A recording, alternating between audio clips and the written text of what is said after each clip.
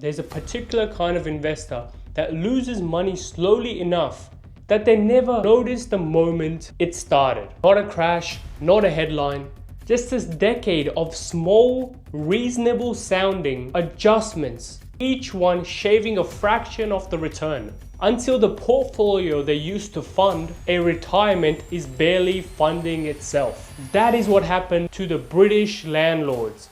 It didn't take a scandal, it took a spreadsheet. What actually changed Britain line by line? Interest no longer deductible. Section 24 of the Finance Act stripped landlords from their ability to claim full mortgage interest against rental income before tax. Once it fully phased in, owners were being taxed the money they never actually pocketed. Portfolios that looked profitable on paper started running a loss. In practice, buying got more expensive twice in 1 year. The additional property stamp duty surcharge climbed from 3% to 5% in October 2024. 7 months later, the nil rate threshold, suspended for years, was quietly reinstated at £125,000. 2 separate cost increases back to back before most owners adjusted to the first. The exit tax shrank almost to nothing.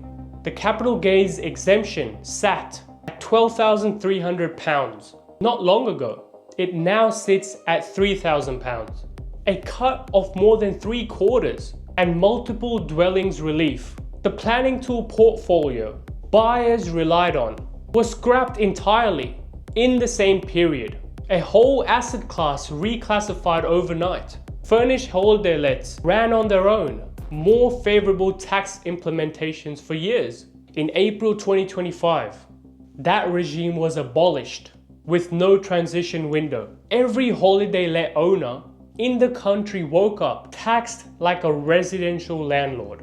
The ground shifted under their feet. Section 21, the no-fault notice landlords used to reclaim their own property, was abolished in England from May 2026. Add mandatory digital tax reporting arriving the same year, and the cost of simply administering a rental property in Britain rose on every front at once. None of these, on its own, would have emptied the market. Stacked together, they did exactly that.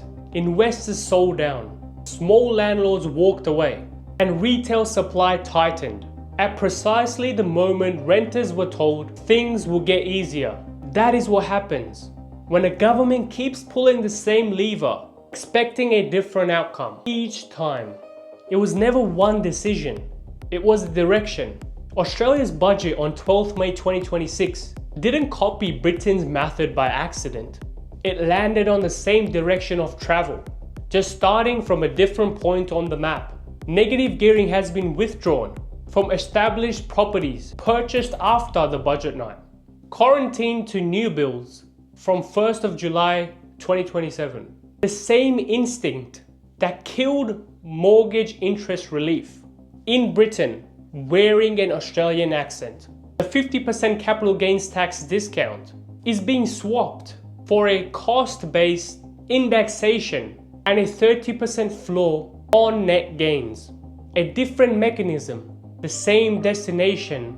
Britain's shrinking capital gains tax exemption already led. The ban on foreign purchases on existing homes now runs until 30th June 2029, narrowing again the buyer pool that gives your asset genuine liquidity when you actually want to sell.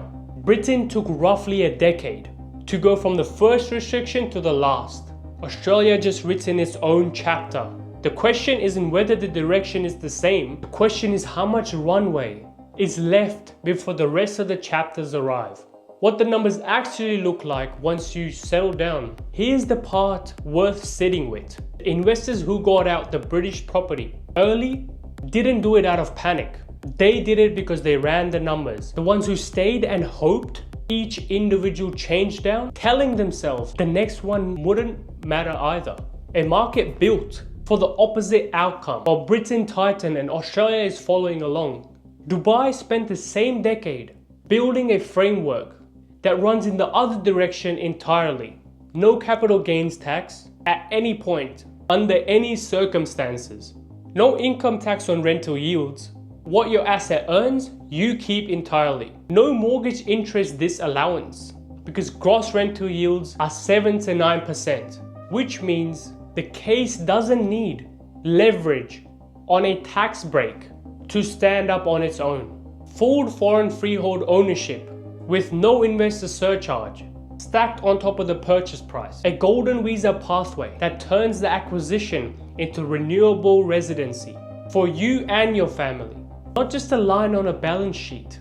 I work in this market exclusively because it is the clearest available counter-example to what mature Western property markets are currently proving about themselves. The window doesn't close with a bang.